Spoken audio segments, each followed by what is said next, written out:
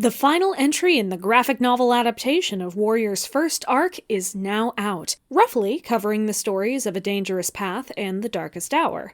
As with both previous entries penned by Natalie and Sarah Rees-Getter, I really enjoyed this book, and the ways it chose to tinker with the story and characters of the original material, to give us a story that is definitely worth reading, even for those who have already read the fully prose books.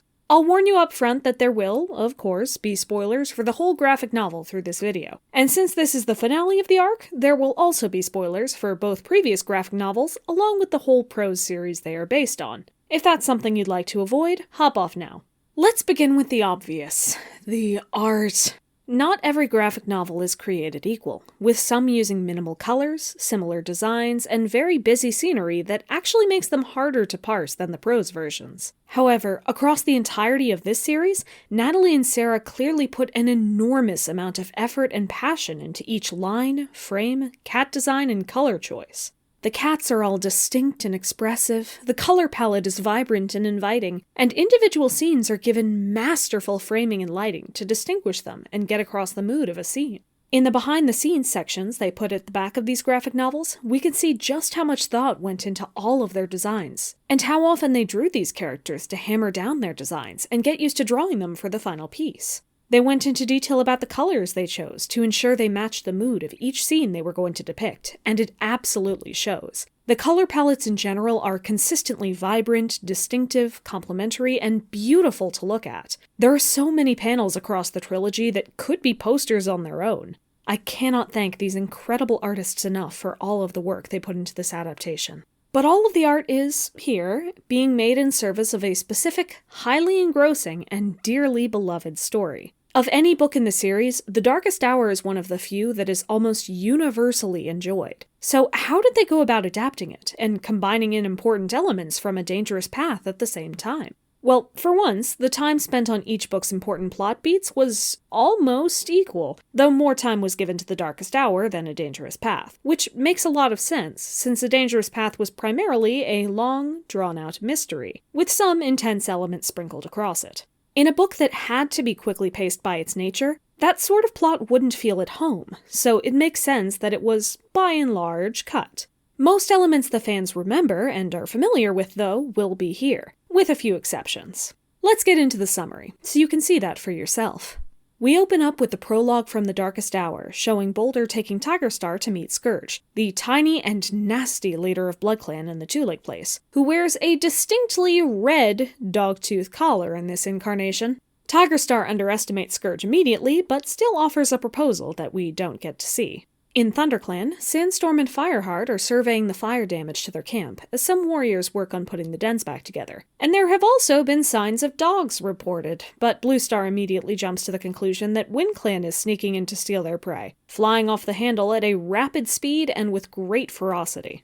On the way to the gathering, Cinderpelt stops Fireheart to tell him about a dream of something crashing through the forest and yelling, "Pack, pack, kill, kill." They don't know what it means yet, but Firestar is not at all skilled in interpreting dreams, so he leaves, confident that Cinderpelt will figure it out and promising to keep thinking about it himself. Fireheart meets up with his WindClan friend One Whisker. We get a brief mention of how Mudclaw likes to keep the borders firm, and he introduces us to Gorsepaw, his apprentice. Running Nose then appears to announce that Nightstar died and their new leader is arriving soon, Tigerstar. This moment that was originally a cliffhanger for Book 5 now doesn't come as a surprise to us, the readers, since he introduced himself as the leader of ShadowClan in the prologue. But it is still a large shock to our characters. Bluestar in particular is furious with StarClan for allowing, or even picking, Tigerstar to be a clan leader. Leopardstar has also become leader, succeeding Crookedstar after he died from sickness, and mentions the death of Greypool as well, without naming a cause. Bluestar similarly announces that Running Wind died off-screen on the Thunderpath, before accusing WindClan of stealing prey, which they, of course, haven't, and deny.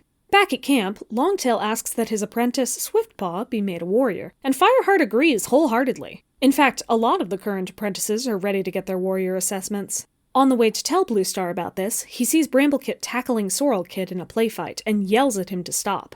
He was playing a little roughly and is scolded for it by Goldenflower, but Fireheart's reaction was overblown and clearly based more on the Tom's resemblance to his father. Goldenflower explains that her kits don't know about their father yet, but she sees how he looks at them, especially Bramblekit. They both respect him, especially Bramblekit after Fireheart saved him, so she wants him to tell them about Tigerstar when the time comes. Whitestorm lets Fireheart know that Bluestar is physically healed, but isn't doing well mentally. And his judgment is proven right when Fireheart goes to see her, and she immediately tells him that they must attack WindClan in retaliation for praise-stealing that never took place. Brindleface comes to comfort him as he ponders what to do, and accidentally gives him the idea to talk with Spottedleaf in his dreams. She and Yellowfang both tell him that the battle will not occur, but not how he should prevent it. Fireheart wakes up and decides to meet Ravenpaw, who he sends to get a message from WindClan to Bluestar, asking for a peaceful talk rather than a battle. It works, but Bluestar now considers Fireheart a traitor and is really not doing well. Ravenpaw is ready to head back. He's happy to be welcome in ThunderClan, but he loves his life at the barn. You know, with Barley, his mate. RiverClan invades Sunning Rocks, and Bluestar's kits end up cornering her. She won't fight back, so Fireheart steps in to reveal their true parentage. But they don't believe her, either on a literal or emotional level. They say Greypool was their mother, and Bluestar is nothing, but at least back off from attacking her. Greystripe also saves Fireheart from Leopardstar, making him a traitor to RiverClan who is quickly banished. After the battle, and traditional thanks to StarClan, Cloudpaw thanked them, the clan, for fighting so well, which catches Bluestar's eye. Cloudtail is made a warrior by Bluestar, which makes the other apprentices in his age group extremely disappointed, and gets Longtail mad at Fireheart, who he thinks swayed Bluestar to make only his own apprentice a warrior. Sandstorm asks Fireheart if he's thought about who will mentor Bramblekit and Tawnykit. Fireheart says he guesses that he'll mentor Bramblekit, and for Tawnykit, well, Brackenfur is ready.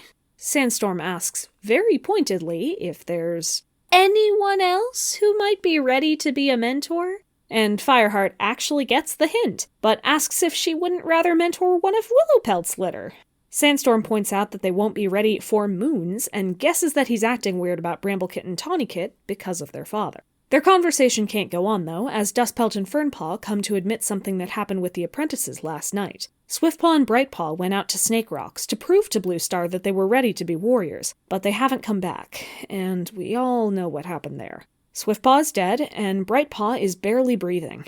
When asked what attacked them, she can only say pack, pack, kill, kill. Cinderpelt patches her up as much as she can, but she will always be scarred, if she survives. She couldn't save Brightpaw's eye or ear. Bluestar knows that if she's in the hands of StarClan, she will die. So she gives Brightpaw a ceremony to make her a warrior as she goes to StarClan. Lost Face, to remind them of what StarClan took from them.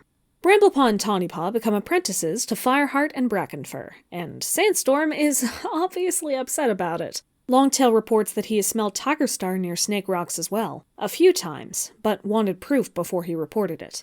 He knows, at least, that Tigerstar met Darkstripe at the Thunderpath sometimes, but Longtail assumed it was just because he wanted news on his kits. Fireheart does not take this well, and assumes Longtail is still on Tigerstar's side, but with Cinderpelt's rationale, he takes a patrol to see what Longtail found, and he asks Sandstorm to be on that patrol. He needs her, and he wants her at his side. He's sorry. An apology she quickly accepts. It turns out that Tigerstar has left a trail of dead rabbits to lure the dogs from Snake Rocks to the ThunderClan camp, and the pack waiting there is rabid and deadly. At the end of the trail, Tigerstar murdered and left Brindleface to give the dogs a taste for cat blood. So ThunderClan quickly gathers under Fireheart's lead to create a trail who can lead the dogs towards the gorge so they'll fall off, while the rest of the clan waits safely in the trees at Sunning Rocks. Cloudtail is asked to stay behind with Lostface, and Fireheart asks Bluestar to go with the clan to Sunning Rocks as well. He believes they can win, but he wants her to come out the other side. This sends a spark of hope through Bluestar's expression, and for the first time in this book, she reminds us of her old self, and wishes good luck to her deputy. The plan almost works, but Tigerstar appears in front of Fireheart in the final stretch to hold him down long enough for the dogs to catch up. Suddenly, Bluestar appears to tear the dogs off him, and sends them and herself down into the gorge. Mistyfoot and Stonefur help Fireheart to get Bluestar out safely, and Bluestar is able to say a fond farewell to her kits and her deputy before she dies. Part 2 starts 40% of the way through the book, with Tigerstar and Darkstripe meaning about Darkstripe being unable to sneak his kits away during the dog attack. Tigerstar has a backup plan. He needs to speak to Leopardstar. ThunderClan is returning to camp when Lostface admits to Cloudtail that she should have been part of the dog trail. She wanted to fight with them. She's recovering now, but when she's healed, she doesn't want to join the Elder's Den. She wants to fight, for ThunderClan, Swiftpaw's memory, and herself. With this dedication, Cloudtail instantly offers to help her train, and maybe get One Eye's advice too, if they can.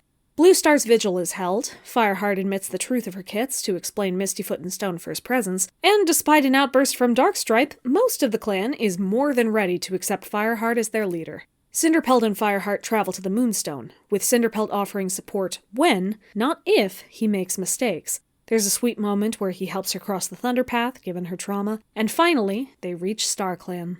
StarClan is portrayed as a full body of blue-tinted cats with completely white, glowing eyes, and their individual identities only show themselves as they come out to give each of the lives you're familiar with. At the end, however, it fades into a screaming mass of red as he receives the vision of fire, tiger, and blood. Firestar returns and chooses Whitestorm as his deputy, along with making Thornpaw into Thornclaw and Lostface into Brightheart. Brightheart also shows off the progress she has made in fighting, and Fireheart is impressed. Firestar takes Bramblepaw for some training and tells him partway through about all of Tigerstar's crimes, insisting that none of it should rest on his shoulders. Bramblepaw says he knows where his loyalties lie, and someday he will get to prove it. Tawnypaw, according to Brackenfur, has been a little more difficult, but she's still loyal at heart. Cloudtail and Firestar also introduce Princess and Smudge to Brightheart. Princess immediately offers to take Brightheart to a vet, but she says, no thanks. And then Princess and Smudge update them on all of the extremely important kitty pet gossip, most of which is entirely unhelpful until they drop information about BloodClan. Cloudtail stops Darkstripe, who is trying to poison Sorrelkit, and, for the sake of portraying himself as fair, Firestar waits until Sorrelkit is awake to get the full story. Now the jarring part comes in because Graystripe goes missing for a second and comes back from across the river with Mistyfoot, Featherpaw, and Stormpaw in tow. Sandstorm gets a great moment to stand up to Blackstep and Jaggedtooth. Yes, Blackstep, not Blackfoot. Mistyfoot explains that Stonefur is dead, and we get a summary of the Bonehill scene from her and Graystripe's perspectives. It took 3 warriors to kill Stonefur, including Jaggedtooth and Blackstep.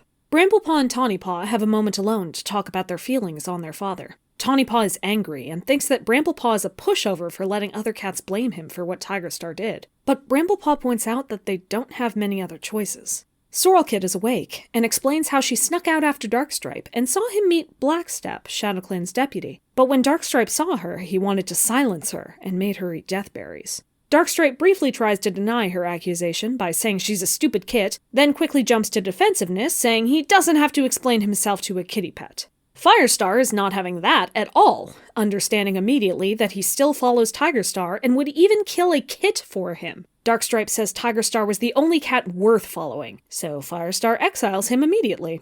Tawnypelt wonders if he is going to ShadowClan, and soon, as they're getting ready for the gathering, Brackenfur says that she's missing.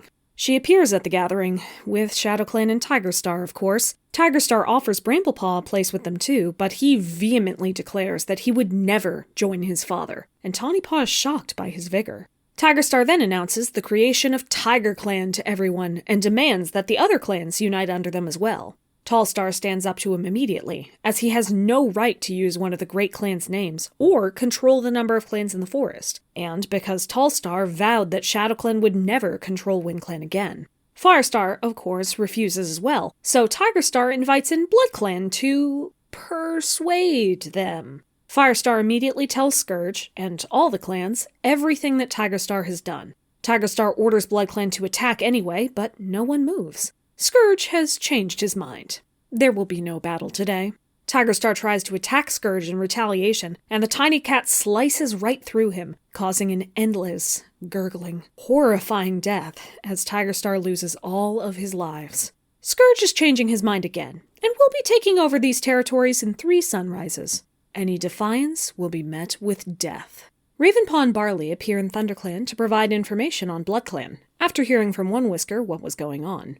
Barley was once part of BloodClan himself, so he tells us how his upbringing went and how different they are from a normal clan, particularly in that Scourge only rules by strength and fear. However, he and his warriors don't believe in the warrior code. They don't care for the sick or elderly, so, as Sandstorm points out, their warriors have very little in the way of loyalty. Whitestorm pulls Firestar aside to just momentarily consider if they should leave. Cats will die in this fight, no matter how just it is. But Firestar is determined to keep their home, so Whitestorm will fight as hard as he's able. Firestar sees the sign of his head turning into a lion in a pool, and he understands what he must do. Unite the clans, just for this battle. Tallstar agrees quickly, particularly with One Whisker backing up Firestar's plan, and Leopardstar, as the sole leader of Tiger Clan, is convinced with Firestar's persuasion along with the reappearance of Mistyfoot. In her expression and words, she conveys extreme shame and an apology that she can't quite voice, but joins her clan to Firestar's force. Blackstep also speaks up as the upcoming leader of ShadowClan when Tigerstar dissolves, and he would like to get his claws into the BloodClan traitors and the ShadowClan warriors who abandoned their clan to join them. Tawnypaw and Bramblepaw have a moment together by the river, where Tawnypaw explains she always wanted to be judged for herself, and she really has made her choice. She wants to become the cat she's always dreamed of becoming, and she can't be that cat in ThunderClan. Mistyfoot also stays with RiverClan. ThunderClan prepares for battle, Firestar gets sweet moments with Cinderpelt and Sandstorm, and soon the battle is upon them. There is a ton of characterization in every single panel of this fight, and I couldn't describe it effectively in just words, so I do encourage you to read it yourself. But, of note, we have Gorsepaw dying to a BloodClan cat and rapidly being avenged, brand new BloodClan warrior Darkstripe coming with a rope collar that many BloodClan cats have if they don't have tooth collars, showing up to take out Firestar and failing miserably, this time being killed by Longtail as well as Greystripe. Whitestorm dying to Bone and Greystripe being made deputy, Bramblepaw and Tawnypaw working to drive off Jaggedtooth, and Blackstep getting a good moment with Tawnypaw following it, and of course, Scourge's first showdown with Firestar, where Firestar is killed. Bluestar explains as his body recovers that StarClan is with them, in their faith and the bond that ties clan cats together. Spotted reminds him of the prophecy that fire alone would save the clan, and she says she is wrong, because Firestar was never and would never be alone. Firestar confronts Scourge again, knowing that he doesn't have the 9 lives of a leader, and feels every cat who gave him a life at his side, which we get to see this time thanks to the graphic novel format, as he takes the BloodClan leader down. Every cat catches up during their recovery. Leopardstar has named Mistyfoot her deputy and will be taking RiverClan, and only RiverClan, home, and Mistyfoot privately admits that she accepted the position because she thinks Stonefur would have wanted this, for her to make RiverClan into a clan Featherpaw and Stormpaw can be proud of. Blackstep gets a harsh reminder from Firestar of how far he has to go to be an adequate leader of ShadowClan. Tallstar and WindClan chased BloodClan all the way across the Thunderpath and wished Firestar well, and the clans finally return home safely. We end on a group shot of all of ThunderClan together, with Firestar and his friends on the high rock and his loyal warriors around it. As with the previous 2 adaptations, this one contained a lot of little additions, changes, and omissions across the story. Several of these consist of expressions, framing, or word choices that cause the story or an individual character or relationship to come off in a different way, which is why I recommend you read the book for yourselves, but I'll go over a lot of the more obvious or impactful ones. First of all, the prologue they chose to go with was the one from The Darkest Hour, introducing Scourge and Tigerstar's cooperation with him, rather than the one from A Dangerous Path, which shows us the dogs escaping and being a rabid dog pack. This means that it takes us longer to realize how much of a threat the dogs are, but we know they are there from the moment Fireheart reports sense of dogs on the territory. It also means we spent a lot of this book waiting for BloodClan to appear in some capacity, which was also true in the original Darkest Hour, and that we're not surprised when Tigerstar is announced as leader of ShadowClan. The original A Dangerous Path also spent a lot of its time on the mystery elements, as I mentioned earlier, wondering what Tigerstar is doing out of our view and what strange creatures could be stalking the forest. Or, in my case, getting annoyed with Fireheart as he ignores the obvious signs and warrior reports of dogs as he ponders what the danger could possibly be. Outside of some key scenes, A Dangerous Path is actually the first arc book that I would most easily classify as filler, just because it's spending most of its time not advancing the plot and letting our characters stew in their feelings and not take action against known threats while the audience has already caught on to what's happening. While the change in suspense used in the graphic novels definitely makes the reading experience different from the original books, I wouldn't say I had a worse time with it, as the pace is fast enough that I didn't have time to build up much suspense anyway, and a lot of my surprise came from when and how they placed their plot beats rather than what those beats were. That being said, there were several elements from the original story that were cut here for time or relevance, all with varying degrees of importance in the original story and fandom alike. First of all, both Running Wind and Greypool's deaths were off-screen. Both of these really had to do with Tigerstar. Greypool was accidentally killed by Tigerstar as he was getting close to figuring out the mystery of Bluestar's kits, and Running Wind was intentionally killed by Tigerstar, off-screen, but quickly discovered by Fireheart, to show that Tigerstar was still a large threat over in ShadowClan, despite not being as prominent in the story since leaving ThunderClan. In the graphic novel adaptation, Tigerstar has no need for extra villainous scenes to be a looming threat over the story because, with the shorter format and some of the fluff cut out from the arc entirely, he never loses his prominence in the narrative. He also didn't really need to get close to Bluestar's mystery, as nothing ever came of that in the original beyond his crusade against half-clan cats, and that is something that could have been spread throughout RiverClan after the Sunning Rocks battle, regardless of Tigerstar's involvement. I know many fans hold Greypool and, for some reason, Running Wind close to heart, but the narrative roles of their deaths in the original were just not as important in this adaptation, so it was a smart choice to cut them in favor of having more time for important scenes and small additions. Similarly, another fan favorite in Snowkit is not here at all, and as I mentioned in the last graphic novel review when I anticipated this happening, I am actually really glad they made this choice. Snowkit was an incredibly minor character, only popping to existence in A Dangerous Path, being mentioned for a total of 4 chapters, and saying a single word line. He existed entirely for the purpose of giving us a young, innocent, and tragically deaf kitten to die and give the readers one more moment of sorrow, sympathy, and tragedy. It added to our understanding of Bluestar's lost confidence in StarClan, gave Speckletail a reason to become an elder, and gave Firestar an excuse to not make Sandstorm a mentor. But Bluestar and Sandstorm stories were addressed in other ways, and Speckletail was only made into a focal character for the duration of her time with Snowkit, so she didn't need a reason to become an elder. Not only is removing Snowkit a good idea from a pacing standpoint, as his existence was superfluous, but it is also a much better choice from a writing standpoint. Snowkit was never a character in the canon material, and his existence and death is one of the most overtly ableist parts of Warriors as a whole. So if they left him in, they would either have to let him die and leave that poorly aged moment in the story, or completely invent a brand new character to carry on into the next arcs, which would be a more drastic change than would fit in these adaptations. The other omissions were all plot rather than character related. In the original books, when Fireheart needed to recruit Ravenpaw to talk to WindClan and then ThunderClan to stop the war between them that Bluestar had ordered, we saw Fireheart make the journey to WindClan and then get the idea to ask Ravenpaw. But now we skip from Firestar getting the idea in ThunderClan's camp to Ravenpaw coming with a message from WindClan. This is a good choice for time constraint reasons and also allows younger readers to develop their skills in inferencing without making the answer difficult to find, which is particularly useful to me from a teaching perspective. What will undoubtedly be more contentious is the omission of Fireheart, Greystripe, and Ravenpaw's expedition into RiverClan to witness the Bonehill scene and help the half-clan cats escape. However, as this is a graphic novel format, when Greystripe and Mistyfoot tell us what happened, we actually can see the scenes they're talking about, so the show don't tell rule isn't broken here, and it makes much more sense from a logical standpoint for Mistyfoot and Greystripe to have been unable to stop Stonefur and the Kits on their own, rather than Fireheart and his best friends waiting in the bushes for the entire scene without doing anything. While it was shocking to see in the moment, as I knew how the original story went, this is not a change that I think made much negative impact. More minor in this scene is that Stonefur was killed by 3 warriors, not 2, and that none of them were Darkstripe since he hadn't been exiled from ThunderClan just yet. Honestly, I don't see much narrative impact to this change at all. Also, Blackfoot here is named Blackstep instead, which I believe is mainly because Blackfoot is the name for a real-world union of Native American tribes, and they wouldn't want to step on those toes with any fictional warrior cat, let alone one as morally dubious as ShadowClan's deputy.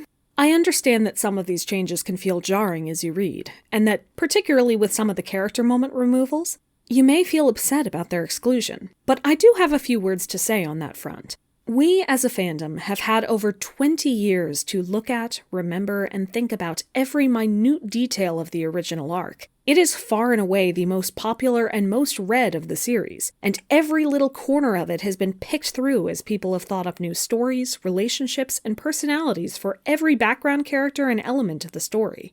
Redtail, Running Wind, Snowkit, and Gorsepaw, for example, are all tiny, tiny pieces in the original arc, but all of them have been magnified tenfold by legions of fan content, theories, headcanons, and entire stories over the years.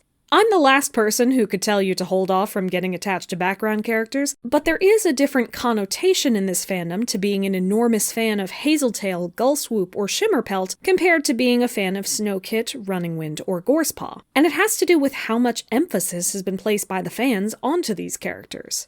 Basically, there are a lot more people who are intense fans of first arc background characters compared to any other arc in the series. And as a result, many of the headcanons created by these characters' intense fans have become well-known pieces of their story, spread around as if they were simply part of the original material. Think Brackenfur and Speckletail developing a paw and tail signals language to use with Snowkit, when really Speckletail only motioned her tail when she was calling him, as most cats do throughout the series, and she failed to apply this to teaching the hunting crouch when she tried to train him. My point in saying this is just that, while some of these omissions from the story may well be devastating, or seem to take a lot of the original story away, based on the actual content of the original books, and not the fandom interpretations, these were all very minor points of the story, that would have hurt the overall narrative when transferring it to a naturally quicker and more condensed adaptation, and it was smart to remove many of them. And even beyond omissions, there were also a lot of minor changes and additions that really elevated the original material for me, and brought out some of the first arc's possibilities that were only dreamt up by fans before. The framing around Fireheart's feelings about Bramblekit and Bramblepaw has been changed. There are fewer scenes of him getting freaked out by the kit's appearance, and it is emphasized much sooner and more often how his feelings about Bramblekit are unfair, and that Bramblepaw himself wants nothing to do with Tigerstar, and looks up to Firestar immensely. Brightheart's story is also reframed in a way I have legitimately wished for years. Her training to fight is framed as exclusively her agency-motivated decision that Cloudtail helps her with, rather than Cloudtail taking the credit for it. And even the kitty pet's reactions to her appearance were changed from being terrified of her to offering to take her to the vet, and moving on when she declines the offer. It is realistic in metaphor that some people will be distraught by and impolite around visible scarring. But unless that was going to be addressed as wrong and have more cats than Cloudtail being there for her on an emotional level, as an example of what we should do, I think swapping the kitty pet's reactions was a better choice. Sandstorm is another case where almost all of my hopes for her were realized. She is extremely upfront about her desires to be a mentor, and I would add when Fireheart had 2 apprentices already and is considering a 3rd, and is reasonably upset when Fireheart picks himself and Brackenfur over her. She figures out immediately that Fireheart is doing this because of his assumptions about Tigerstar's kits, but doesn't think this is a good enough excuse because she could handle herself. The conflict isn't framed as Fireheart choosing Brackenfur because he simply has to get another apprentice after not getting Snowkit, and just forgetting that Fireheart doesn't need to train Bramblepaw, but that Fireheart is making an emotional choice in picking cats he feels comfortable putting in potential danger, and Sandstorm is calling him out on it. He apologizes in full, shows her how much he values her in a practical sense, and they make up. Outside of the Sandstorm thing, Fireheart is also noticeably more inspirational in this version. He was often a bit of an oblivious guy when it came to interpersonal relationships in the original books, but here, between him sometimes being more intuitive and us getting to actually see the expressions other cats have when he talks to them, we can see the palpable impact he has on his clan and leader, and it really helps to convey the story. One change I can't explain is Cloudtail being the one to catch Darkstripe poisoning Sorrelkit rather than Greystripe. It was originally Firestar's best friend who had only just come back from RiverClan, so that Darkstripe's words about Firestar being biased could at least seem to hold potential weight. I don't really know why this change was made, but I don't think it hurts the story much. The introduction of TigerClan at the Gathering is now fused with BloodClan's introduction and Tigerstar's death, which was really just a pacing decision to make sure they could get the essential scenes they needed to into the book. It escalates quickly, but because of the new prologue and Tigerstar's scene at the beginning of Part 2, we have been expecting BloodClan and TigerClan to some extent for a while, so it doesn't come out of nowhere. In the BloodClan battle, Longtail is the first to attack Darkstripe, with Greystripe joining in for the kill, and his line about there being one less traitor in the forest. Considering how much of Longtail's story has to do with reconsidering and moving past his friendships with Tigerstar and Darkstripe, I think this was a great choice. It's a small thing, but Greypool being emphasized as Mistyfoot and Stonefur's mother by both her kits and Bluestar is really sweet, and a big improvement from the sometimes anti-adoption messaging the series can fall into.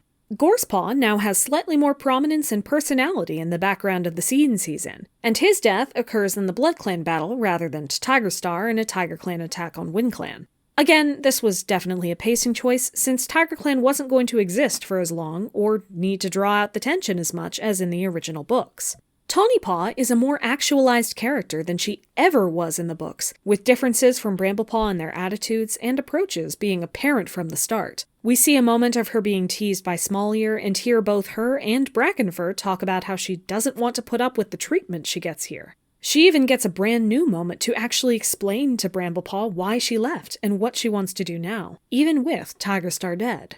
Actually, the graphic novel in general has a unique ability to show us more of these cutaways that don't involve Fireheart without them feeling out of place. So in cases like this scene with Bramblepaw and Tawnypaw, the Part 2 introduction with Tiger Star and Darkstripe as he teases his plan, or the flashback to the Bonehill scene as narrated by Mistyfoot and Graystripe, we get to see the clans as alive and characters as having relationships outside of their connections with Fireheart, which was really nice to see. There's one more little change on here. What was that? Oh, just this tiny, minute little thing. Barley and Ravenpaw are canonically mates. I think some Master of Fate must have been laughing their head off when I scheduled my LGBT Warriors video for this past June, because not 3 months later we have both StormClan's Folly and this book, which gave us a wholly original gay couple in the background of a Super Edition and official confirmation of the closest thing to a gay couple the series had before. Needless to say, I am happy to be proven wrong about Warriors, but this is, of course, not the end-all be-all. I hope this means Warriors will be open to more LGBT relationships or identities in the future, particularly in potentially reframing some beloved characters in these adaptations, who have been long headcanoned as queer in some form. I don't know for sure that anything would happen, let alone any specific headcanon, but it's a possibility now, which it wasn't before.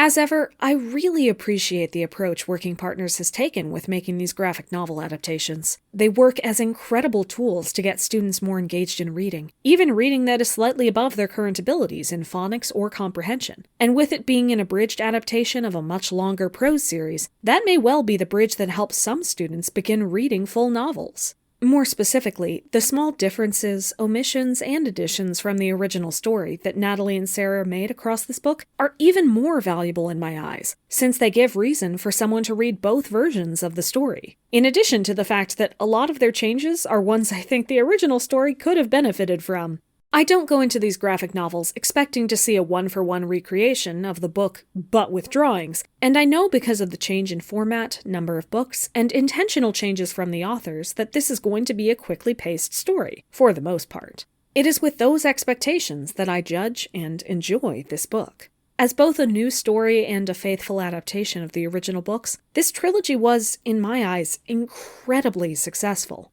I think both new readers and existing fans would have something to gain by reading it, not just in the beautiful art direction, but in the story choices as well, and I genuinely do encourage you to give it a look now that the whole first arc is available to us. I say the first arc because this is not the end of the story, friends, not by a long shot.